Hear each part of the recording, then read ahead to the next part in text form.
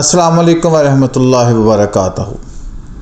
बाबा जी सहेली सरकार दे नाल इस जुमे भी रूटीन के मुताबिक गल हुई। बाबा जी बड़ी शफकत और मुहब्बत के नाल बड़े अपने आइडियल अंदाज जिहड़ा दुनिया का होंदा है उस तरीके नाल समझाते।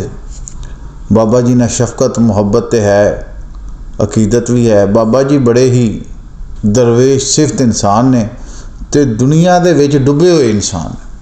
दुनियावी मार्केट के सारे मामलात भी करते हैं तो अपनी ज़िंदगी के मामलात भी चलाते हैं। तो बाबा जी नाल गल हुई तो बाबा जी ने पूछा, मैं कहा जी बाबा जी अजकल रमज़ान है तो लोगों ने बड़ा शोर किया है कि ये रमज़ान दे विच जिहड़ी इबादत की जाती है उसका असर पूरी जिंदगी के उत्ते बड़ा मुस्बत पैंदा है और बहुत ज़्यादा कबूलीयत के कोल हुंदा है। इबादत कबूलीयत अल जाती है, ये इबादत कबूल होने 100% चांस होंदा है। तो बाबा जी बड़े नरम और मुख्तसर अंदाज च मैनू पुछदे ने, ओए तैनू पता इबादत की होंदी है ते कबूल किनों होंदी है? बाबा जी अक्सर जिन्हों किसी सवाल नू करन ना तो उहदा मकसद यह होंदा है कि बाबा जी उहदी अंदरली गुत्थी सुलझाना चाह रहे हैं जिहड़ी आम फहम दे विच नहीं हुंदी। मैं कि जी बाबा जी यह रूटीन च रुकू नमाज सजदा 5 वक्त जी असी अल्लाह के राह से अल्लाह के सामने झुकते हैं इबादत है। बाबा जी कहते ने ये तो तेनों नज़र आती है ना इबादत। इबादत है कि अल्लाह इबादत नू किस तरह लेंदा है, अल्लाह इबादत नू किस तरह एक्सप्लेन करता है? कभी तुसी इहदी गहराई तक गए हो?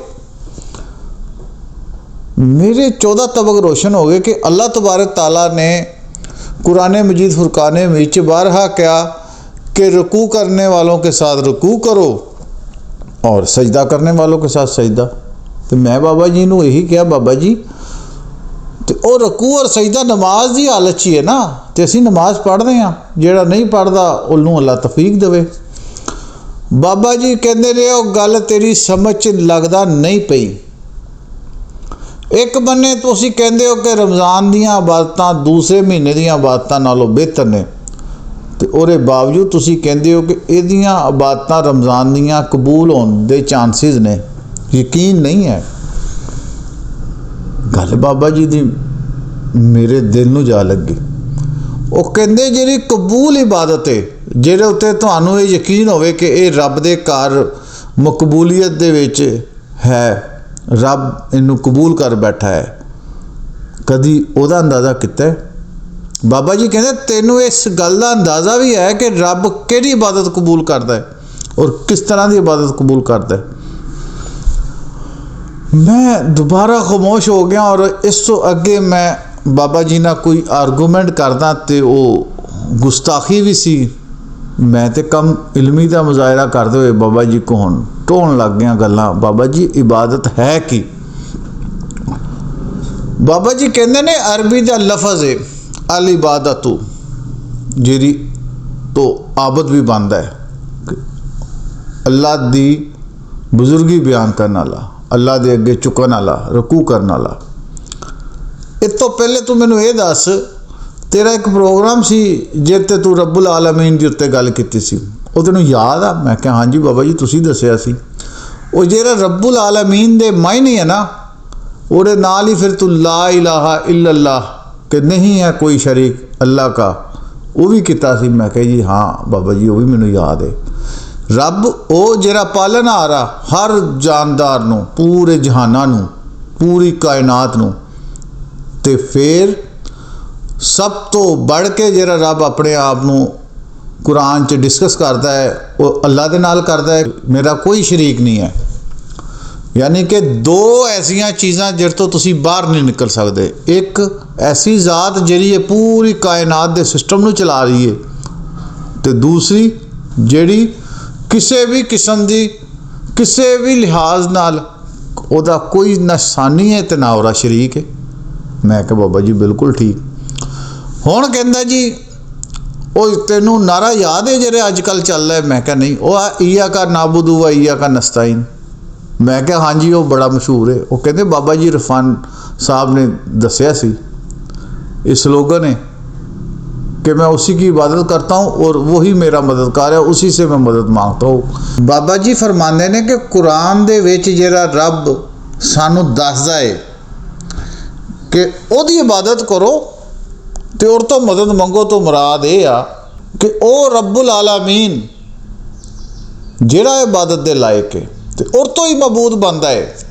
ਇਹ मबूद दुनिया दे विच असीं ਜਿਹੜੇ देखते हाँ गैर मुस्लिम अल्फाज भी इस्तेमाल कर लेंदे ने, लेकिन मुसलमानों का सिर्फ मबूद अल्लाह वा और तो इलावा वो होर कोई ऐसा नहीं है जिहड़ी मुसलमान इबादत करता होवे। अल्लाह कहता ना ये जो इन्होंने मबूद बनाए हुए हैं ए जिहड़े दूसरे मज़ाहिब के हवाले नाल, लेकिन मुसलमानों का मबूद सिर्फ अल्लाह। ये अल्लाह की सिफत है कि ओदी इबादत की जाए। तो बाबा जी फरमाते ने इट तो ही इबादत बनती, इट तो इबादत गुजार बनता, इट तो बंदगी बनती।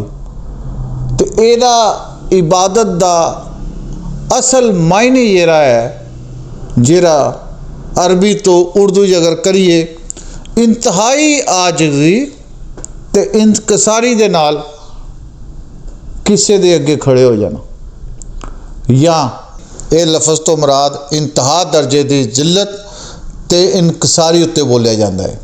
ये आ इबादत। मैं कि बाबा जी ये तो की मुराद?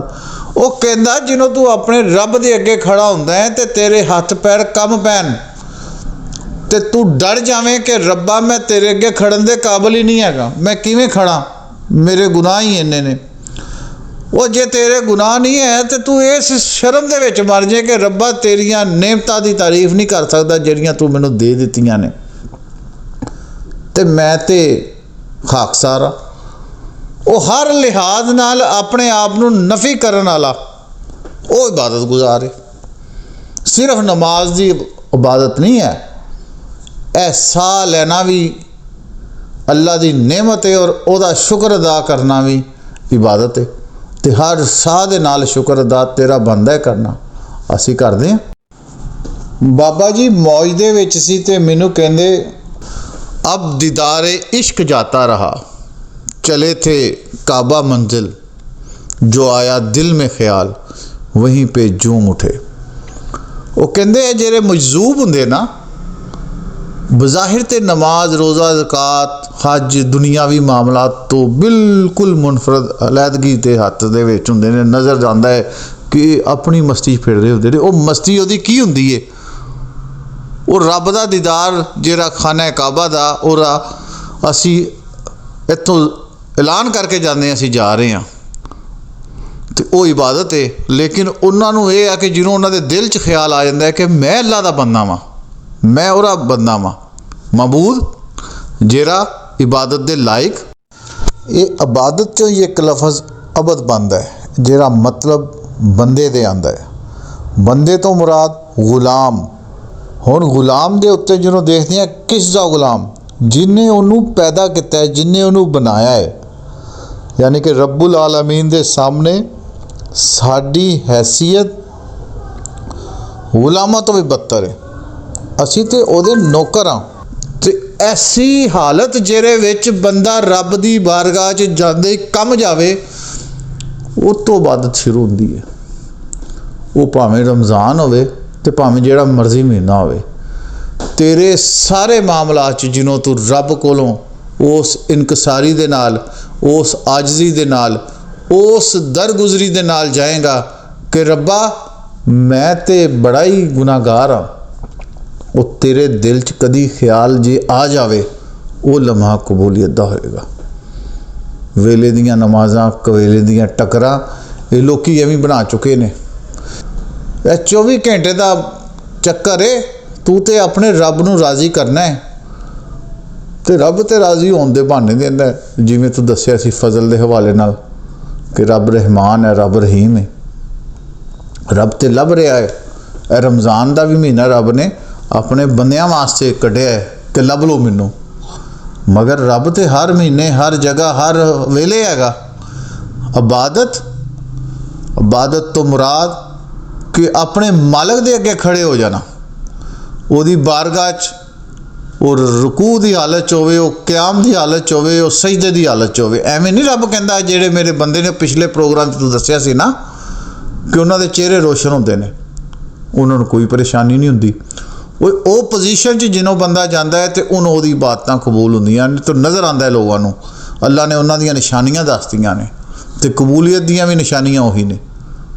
ਲਿਹਾਜ਼ਾ ਆਪਣੇ ਆਪ 'ਚ ਤਬਦੀਲੀ ਲਿਆਓ। ਦੇਖੋ ਕਿ ਰੱਬ ਦੀ ਬਾਰਗਾਹ ਤੋਂ ਮੁਰਾਦ ਸਿਰਫ 5 ਵਕਤ ਦੀਆਂ ਨਮਾਜ਼ਾਂ ਨਹੀਂ ਹੈ, ਇਹ ਤੁਹਾਡੀ ਪੂਰੀ ਜ਼ਿੰਦਗੀ ਹੈ। ਤੁਸੀਂ ਚੱਲਦੇ ਫਿਰਦੇ ਕੀ ਕਰਦੇ ਹੋ? ਕੋਈ ਤੁਹਾਡੇ ਤੋਂ ਨਾਰਾਜ਼ ਹੁੰਦਾ ਹੈ, ਕਿਸੇ ਨੂੰ ਤੁਸੀਂ ਜਾਣਬੁੱਝ ਕੇ ਨਾਰਾਜ਼ ਕਰਦੇ ਹੋ, ਜਾਂ ਜੋ ਵੀ ਤੁਹਾਡੇ ਮਾਮਲਾਤ ਨੇ, ਇਹ ਬੜੇ ਅਜੀਬ ਮਾਮਲਾਤ ਨੇ। ਜਿਹੜੇ ਅਜੀਬ ਨਹੀਂ ਕਹਿਣਾ ਚਾਹੀਦਾ, ਇਹ ਘੁੰਮਣ ਘੇਰੀ ਏ। ਅਸੀਂ ਗੁਨਾਹਾਂ ਦੀ ਇੱਕ ਪੋਟਲੀ ਹਾਂ, ਸਾਡੇ ਕੋਲ ਤੇ 24 ਘੰਟੇ ਗੁਨਾਹ ਹੁੰਦੇ ਨੇ। ਇਹ ਰੱਬ ਹੈ ਸਾਡਾ, ਗਫੂਰ ਰਹੀਮ ਹੈ, ਇਹ ਸਾਨੂੰ ਬਖਸ਼ੇਗਾ।